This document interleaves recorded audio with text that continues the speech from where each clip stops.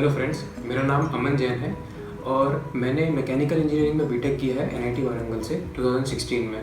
मैंने engineering services examination में first rank हासिल की थी और मैं आज आपके साथ इस एपिसोड में ये अपनी जर्नी को शेयर करना चाहता हूँ कि मेरे मन में क्या चलता था जब मैं फाइनल ईयर में था।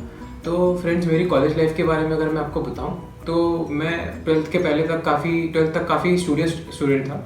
कॉलेज में जाने के बाद मैं मैकेनिकल इंजीनियरिंग तो एंजॉय करता था बट इतने ज़्यादा एंजॉय नहीं करता था। तो मैं म्यूज़िक की लाइन में वेंचर आउट करने की सोच रहा था और मैं काफ़ी टाइम अपना म्यूज़िक प्लेइंग और उसमें फोकस करता था। मैं पहले तो एज अ सिंगर जाता था अपने क्लब्स वगैरह में, और लेकिन उसके बाद मैं गिटार पे मैंने हाथ अपना जमाना चालू कर लिया था और यूट्यूब पे ट्यूटोरियल देख के मैंने गिटार खरीद लिया था और मैं काफ़ी स्पेंड करता था अपना टाइम गिटार पे। लेकिन जैसा आपको पता है कि जब फाइनल ईयर आता है तो हमें फोकस करना पड़ता है पढ़ाई की तरफ, और थर्ड ईयर में मेरा गिटार स्किल्स ठीक हो गई थी तो मैं एक बैंड का भी मेंबर था और हम लोग काफ़ी अच्छा परफॉर्म करते थे। लेकिन मन में बैक ऑफ द माइंड था कि पढ़ाई करना ज़रूरी है क्योंकि placement is the basic thing जो हम कॉलेज में लेने जाते हैं, हमें प्लेसमेंट तो चाहिए। और क्योंकि मुझे टेक्निकल में थोड़ा इंटरेस्ट था तो मैं चाहता था कि मैं मैकेनिकल की कोर कंपनी में सिलेक्ट हूँ। मेरे टारगेट्स जब मैं फाइनल में था तो वही थे जैसे ऑटोमोबाइल सेक्टर में होते हैं, मारुति, बजाज, हीरो। लेकिन पढ़ाई का जो लेवल था वो उतना खास नहीं था। तो जब मैं अपने थर्ड ईयर की इंटर्न में गया था वहाँ भी मेरे को रियलाइज़ हुआ कि मुझे पढ़ाई में अपना फोकस बढ़ाना पड़ेगा। मैंने थर्ड ईयर के इंटर्न के बाद जब पढ़ाई चालू की अच्छे से तो मैंने अपने जो थोड़े कुछ नोट्स बनाए थे। कोई एग्ज़ाम को स्पेसिफिकली मैं टारगेट नहीं कर रहा था, मेरा जो गवर्नमेंट सेटअप में आने का कोई मन नहीं था। एक प्राइवेट में जॉब चाहिए थी जो कि टेक्निकल और कोर हो ऑटोमोबाइल सेक्टर में। तो सबसे पहले मैं अपीयर किया बजाज के लिए। वहाँ पे मेरा राउंड जो था एप्टीट्यूड वाला वो क्लियर नहीं हो पाया, जो फर्स्ट बेसिक राउंड होता है। मैं काफ़ी डिसअपॉइंटमेंट था मुझे मेरे मन में, और क्योंकि मुझे साथ में मैनेज भी करना था म्यूज़िक के साथ तो मेरा टारगेट भी था कि जितना जल्दी मैं एक प्लेसमेंट ले पाऊँ मैं अपना बचा हुआ फाइनल ईयर काफ़ी इन्जॉय भी कर पाऊँगा और म्यूज़िक में काफ़ी टाइम दे पाऊँगा। और हमारे बैंड्स के पास बाहर शोज़ प्ले करने के ऑफर्स भी थे, तो हम एकदम तैयार थे कि एक प्लेसमेंट मिल जाए और हम अपना म्यूज़िक में अपना परफॉर्मेंस कर सकें। तो उसके बाद मैंने कुछ और कंपनीज़ के टेस्ट दिए। इस बार परफॉर्मेंस अच्छी हुई क्योंकि प्रैक्टिस में ज़्यादा बढ़ाने लगा था और मारुति में मेरा क्लियर हो गया था राउंड। लेकिन उसके पहले एक कंपनी आई ट्राइडेंट ग्रुप करके, मैंने टेस्ट उसका भी दिया था क्योंकि रिक्वायरमेंट एक बस जॉब की थी मेरी। वहाँ पे था कि मैंने ट्राइडेंट के बारे में ज़्यादा रिसर्च नहीं करी थी। ट्राइडेंट बेसिकली जहाँ मैं गया फाइनली, मैं ट्राइडेंट में सिलेक्शन हुआ था। बेसिकली वो एक टेक्सटाइल कंपनी है जो कि टॉवेल्स बनाती है और अब वो जीन्स और फैब्रिक्स बनाने के एरिया में भी आ चुकी है। उनके छोटे छोटे प्लांट्स हैं जिसमें वो पावर भी सेल आउट करते हैं मध्य प्रदेश गवर्नमेंट को और केमिकल्स भी बनाते हैं। तो मेरा जो पोस्टिंग हुई थी ट्राइडेंट में सबसे पहले आफ्टर माय जॉब, जब जॉब मेरे को लगा था तो उसमें मैंने सबसे पहले मेरी पोस्टिंग हुई थी यूटिलिटीज़ डिपार्टमेंट में। यूटिलिटीज़ बेसिकली एक सर्विस डिपार्टमेंट है जो एयर, वाटर और डिफरेंट टाइप ऑफ गैसेस जो प्लांट को फंक्शन करने के लिए चाहिए पड़ता है उसकी प्रोसेस को देखते हैं। बेसिकली मेंटेनेंस ही होता है, लेकिन मेंटेनेंस में भी एक डिफरेंट विंग दे दिया जाता है क्योंकि इनका जो काम होता है प्लांट के बाहर होता है। तो मेरा जो टास्क था, मैं ह्यूमिडिफिकेशन के एरिया में था। तो टेक्सटाइल्स में एक स्पेसिफिक चीज़ चाहिए पड़ती है। जब हम टेक्सटाइल को, कॉटन को बनाते हैं तो टेक्सटाइल में परफॉर्मेंस और प्रोडक्शन कैपेसिटी को बढ़ाने के लिए और जो टेक्सटाइल जो कॉटन पार्टिकल्स एक दूसरे से बाउंड हो रहे हैं उनकी इलास्टिसिटी को बढ़ाने के लिए और टियर रेजिस्टेंस को बढ़ाने के लिए हमें एक पर्टिकुलर लेवल ऑफ ह्यूमिडिटी चाहिए होती है।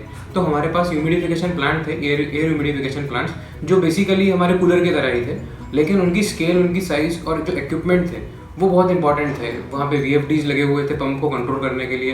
तो यहाँ सब हमारा टाइम जाता था। तो जो इनिशियल डेज था, ट्रेनिंग का ऐसा कोई प्रोविज़न नहीं था। एक हफ्ते की ट्रेनिंग मिली थी हमें जो बेसिकली कंपनी के प्रोसीजर्स बताती थी ट्राइडेंट में, जो पंजाब में हुई थी। उसके बाद मैं अपने वर्क लोकेशन भोपाल के पास पहुँच गया था। वहाँ पे जब मैं इस डिपार्टमेंट को, ह्यूमिडिफिकेशन को ज्वाइन किया तो मेरी विजिट्स यही होती थी। मैं जो स्लिंग साइक्रोमीटर होता है उसको लेके घूमता रहता था और चेक करता था। तो एक काफ़ी अच्छा एक्सपीरियंस था। जो हम लोग रेफ्रिजरेशन एंड एयर कंडीशनिंग में पढ़ते हैं वो हमें रियलिटी में देखने मिलता है। मैं खुद नापता था, रिलेटिव ह्यूमिडिटी नापता था और देखता था कि क्या चेंजेस करने से कैसे होता है। मैंने ब्लेड्स जो फ़ैन ब्लेड्स होती हैं उनकी मेंटेनेंस देखी कि कैसे वो लोग उसको मेंटेन करते हैं और कैसे ब्लेड एंगल सेट करते हैं फॉर डिफरेंट डिस्चार्ज। तो वो काफ़ी सही प्रोसेस थी। लेकिन फिर जैसे हर डिपार्टमेंट, हर ऑर्गेनाइजेशन में होता है, एक रिफॉर्म का समय आया वहाँ पे और फिर मेरा डिपार्टमेंट चेंज हो गया। वहाँ पे मेरा असली वर्क चालू हुआ ट्राइडेंट में। 1-2 महीने मैंने यूटिलिटीज़ में काम किया। मैं कोर मैकेनिकल मेंटेनेंस में चला गया। वहाँ पे फ्रेंड्स मेरी जो रिस्पॉन्सिबिलिटी थी that was related to the production of open end yarn, जहाँ पे हम लोग बनाते हैं जीन्स का मटेरियल जो काफ़ी कोर्स होता है, क्योंकि कोर्स होता है तो उसकी प्रोडक्शन रेट काफ़ी ज़्यादा होती है। तो उस केस में हम ब्रेकडाउन्स ज़्यादा नहीं देख पाते। तो हमारी मेरी जो रिस्पॉन्सिबिलिटी थी, मतलब मैं काफ़ी यंग था उस समय, और 21 में मेरे को इतने ज़्यादा रेट का प्लांट दिया गया था। वो काफ़ी डिफिकल्ट था ऐसे हैंडल करना, क्योंकि फ्रीक्वेंट ब्रेकडाउन्स आते हैं उसमें, क्योंकि प्रोडक्शन रेट ज़्यादा होती है तो वियर भी ज़्यादा होता है मशीन में। हमें वो सब ध्यान देना है। प्लस टेक्सटाइल की एक सबसे बड़ी प्रॉब्लम है कि वहाँ पे जरा सी उसमें ध्यान जाएगा और फायर लगने के इंसिडेंट्स होते हैं, प्लस उनको कंट्रोल करना में बहुत ज़्यादा डिफिकल्ट होता है। तो इसलिए बहुत अटेंटिव रहना पड़ता था। और रिस्पॉन्सिबिलिटीज़ भी वहाँ पे प्रोक्योरमेंट का ऐसा स्पेशल डिपार्टमेंट नहीं था। जैसे अभी मैं रेलवे में हूँ, वहाँ पे प्रोक्योरमेंट का एक स्पेशलाइज टीम है, एक स्पेशलाइज डिपार्टमेंट है जिसमें मेरा सिलेक्शन हुआ है, IRSS। लेकिन वहाँ पे ऐसा कुछ स्पेशल नहीं था। तो वहाँ पे मैकेनिकल मेंटेनेंस इंजीनियर ही पूरी सप्लाई चेन का वो भी देखता था कि आपको खुद ही PO बनाना है और खुद ही सब कुछ करना है। तो मैं खुद ही मटेरियल डिसाइड करता था और खुद ही उस ऑर्डर को प्लेस करता था। सिर्फ फाइनेंस के लिए एक डिफरेंट डिपार्टमेंट था जिसमें हमारे बिल्स वगैरह आते थे। तो इससे मेरे को inventory management, supply chain management, even maintenance, इन सब के कंसेप्ट एक साथ पता चले। वहाँ पे हम लोग एक ERP पे काम करते थे, इंटरप्राइज रिसोर्स प्लानिंग, जो कि SAP था। तो उससे मुझे काफ़ी अच्छा फॉर्मल इंट्रोडक्शन हुआ कि कैसे कंपनीज अक्सर काम करती हैं, जो वर्क फ्लो होता है कंपनीज का, कैसे मेंटेनेंस का ऑर्डर बनता है, उस मेंटेनेंस को ऑर्डर क्लोज करने के लिए कैसे मैन आवर्स यूज़ होते हैं, कैसे फिर उनकी अटेंडेंस उससे लिंक्ड होती है, और कैसे हम उस मेंटेनेंस ऑर्डर के अंदर मटेरियल के प्रोक्योरमेंट और मटेरियल को यूज़ करते हैं। वो काफ़ी अच्छी इंसाइट थी।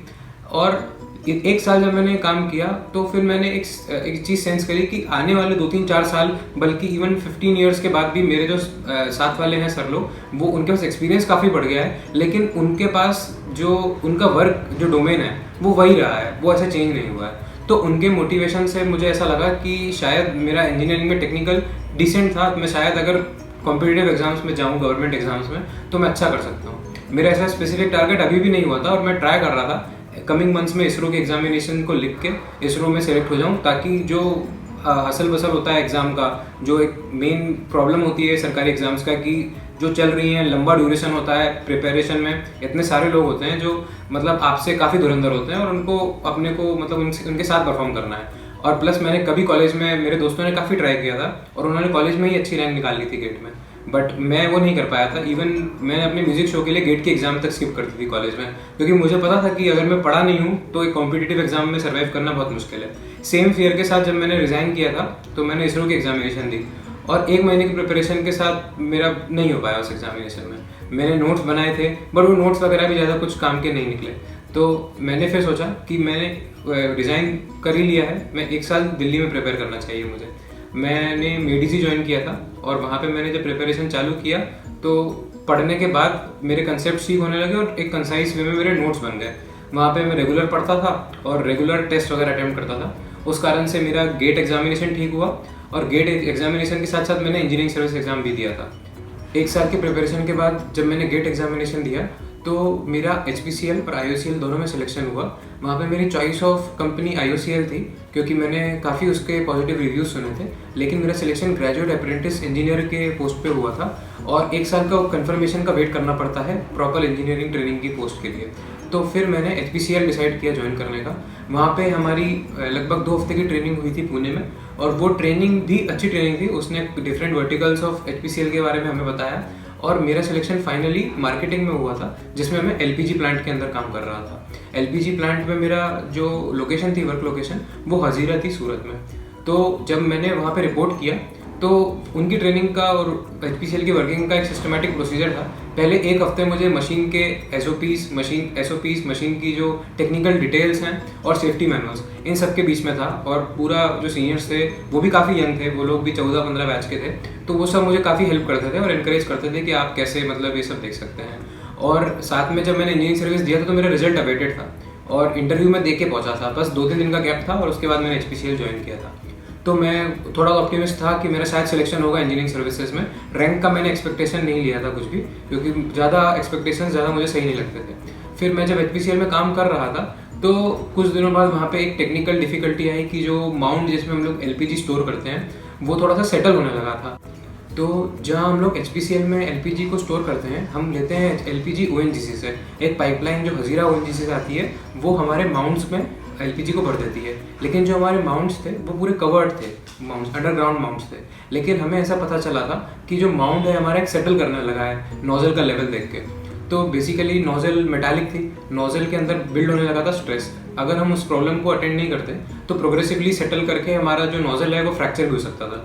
और एलपीजी का जो एक्सपेंशन होता है वो इतना ज़्यादा होता है कि आप कंट्रोल नहीं कर पाएंगे एक बार अगर कोई एक्सप्लोजन हो जाता है तो, और वो काफ़ी ज़्यादा डैमेज कर सकता है चीज़ों को। तो वहाँ पे एक डिसाइड किया गया, दिवाली का समय था जस्ट 2 दिन पहले, कि दिवाली के समय यूजुअली सारे बिजनेसेस सूरत गुजरात में बंद रहते हैं। तो ऐसा एस्टिमेट था कि जो 7-8 दिन की जो डिमांड है वो काफ़ी कम रहेगी। तो वो लोग अफोर्ड कर सकते थे कि जो सिलेंडर प्रोडक्शन है हम उसको स्टॉप करके दूसरे एरिया से सिलेंडर ले लें जो छोटी मोटी डिमांड है उसको एड्रेस करने के लिए। लेकिन हम एक मेजर मेंटेनेंस करेंगे इस माउंट की। नोजल को पहले तो उसको खाली करेंगे माउंट को प्रॉपरली, उसका भी एक प्रोसीजर होता है, और उसके बाद उसको पानी से चार्ज करेंगे और उसके बाद हम नोजल को निकालेंगे, उसका स्ट्रेस रिलीव करेंगे और फिर वापस उसको इंस्टॉल करेंगे। तो इस प्रोसेस में काफ़ी डिफरेंट एस्पेक्ट्स मेरे को देखने मिले, मुझे पाइपलाइंस के बारे में जानने मिला। और काफ़ी अच्छी चीज़ ये थी वहाँ के सीनियर्स की कि उन्होंने मुझे प्रोसेस में इन्वॉल्व किया और वो मुझसे इनपुट भी लेते थे, और साथ ही में मुझे जो पूरे प्लांट का सीखना चाहता था मैं, जो मुझे मतलब 5-6 महीने में सीखना था, वो उन्होंने मुझे 1-2 दिन में सिखा दिया। क्योंकि उन लोग के लिए भी काफ़ी लंबी टास्क थी, उनको यहाँ भी मॉनिटर करना है, जब भी एलपीजी कहीं से लीक होने लगती थी तो वो फ्रीज होने लग जाती है, तो उसमें भी मॉनिटर करना है। अगर आपकी एलपीजी आपके मेटल को फ्रीज कर देगी तो उसमें भी क्रैक हो सकता है। तो काफ़ी मतलब सिक्योरिटी का प्रोसीजर था। हम लोग पूरी जगह ड्रिल्स कर रहे थे, देख रहे थे कि कहाँ से लीक हो सकता है, कहाँ क्या प्रॉब्लम हो सकती है। जगह जगह वॉकी टॉकी लेके हम लोग तैनात रहते थे कि कुछ भी होगा तो हमें ध्यान देना है। प्लस जो एक्स्ट्रा एलपीजी थी हमें उसको अनलोड भी करना था दूसरे सिलेंडर्स में। तो उधर भी मेरी एक रिस्पॉन्सिबिलिटी, जहाँ पे मैं कांटे पे बैठ के देखता था कि कितना एलपीजी हम लोगों ने दिया है, कितना। तो ये सब जो एस्पेक्ट्स हैं यूजुअली हम लोग 1 साल में डील करते हैं, पर मुझे वो 1-2 हफ्ते में देखने मिल गए थे। इसी बीच मेरा इंटरव्यू का रिजल्ट आया था और मेरा सिलेक्शन हो गया था। और इवन आफ्टर सिलेक्शन मैं अपने पूरी ड्यूटी को रिज्यूम करता था, और अपनी ड्यूटी को मतलब 1 दिन का ब्रेक मिला था मुझे, और उसके बाद मैंने अपनी ड्यूटी को रिज्यूम किया। तो काफ़ी कुछ सीखने मिला उस प्रोसेस से। काफ़ी सीनियर मेंबर्स जो एसपीसीएल के थे, जनरल मैनेजर वगैरह, वो लोग आए थे और वो हमारा पूरा देखते थे। उसमें टाइमिंग और टाइमर भी बहुत इंपॉर्टेंट होता था। हम लोग लगातार मॉनिटर करते थे टाइम वाइज कि इसकी पोजीशन क्या है। मुझे वहाँ पे नाइट शिफ्ट करने का भी मौका मिला जो मैं ट्राइडेंट में नहीं कर पाया था, जो भी एक अच्छा एक्सपीरियंस होता है, क्योंकि सेफ्टी दोनों ही कंपनी में जहाँ मैं काम करता था एक एटमोस्ट इंपॉर्टेंट होती है, और वो हर इंडस्ट्री के साथ है। तो फ्रेंड्स, ये था मेरा experience with the jobs I have done. और इससे मुझे ये सीखने मिला कि जब मैंने यूपीएससी के इंटरव्यू में अपीयर किया, तो जब यूपीएससी के इंटरव्यू में दिया था तब मैं एचपीसीएल में तो नहीं आ पाया था, लेकिन ट्राइडेंट में जब मैं था तो यूजुअली जब हम किसी जॉब में होते हैं हमारा एक्सपीरियंस हमें लगता है कि इतना इंपॉर्टेंट नहीं होगा। हमने टेक्सटाइल में काम किया था जो कि शायद मैकेनिकल इंजीनियरिंग या फिर जो रेलवेज में मैकेनिकल इंजीनियरिंग यूज़ होती है इससे काफ़ी अलग होता है। वो एक फॉर्मल, वो प्राइवेट सेक्टर है, लेकिन ये जो सेक्टर है गवर्नमेंट, इसमें इसका एक्सपीरियंस शायद यूज़ ना हो। बट मेरे एक्सपेक्टेशंस जो थे वो एकदम उल्टे निकले, और काफ़ी 10-15 मिनट तक क्वेश्चंस हुए मेरे पे, जिसमें मेरा पूरा नॉलेज जो था ट्राइडेंट ग्रुप का वो काफ़ी काम आया। कंसेप्ट जैसे इन्वेंट्री मैनेजमेंट, EOQ मॉडल, वो सब जो हमें ट्राइडेंट में थोड़ा थोड़ा बताया जाता था, लास्ट इन फर्स्ट आउट के प्रैक्टिकल एग्जांपल्स जो हम लोग खुद स्टोर्स में जब डिलीवरी लेने आते थे देखते थे, तो वो सब मुझे एक्चुअली वहाँ पे दिखे। उन्होंने मुझसे टेक्सटाइल के बारे में काफ़ी टेक्निकल सवाल पूछे। तो इससे हमें लगता है कि जो पुरानी हमारे वर्क एक्सपीरियंस वगैरह हैं वो भी हमारे भी नहीं और आपके भी काफ़ी काम आ सकते हैं। और बस मैं यही कहना चाहूँगा कि जो भी काम हम लोग करते हैं, हमारा टारगेट कुछ भी हो, अगर वो काम हमने अगर लिया है तो उसको हमें पूरे मन से करना चाहिए, क्योंकि वो हमें कभी ना कभी रिफ्लेक्ट करता है, आगे हमें वो एक्सपीरियंस काम में आता है। Thank you very much.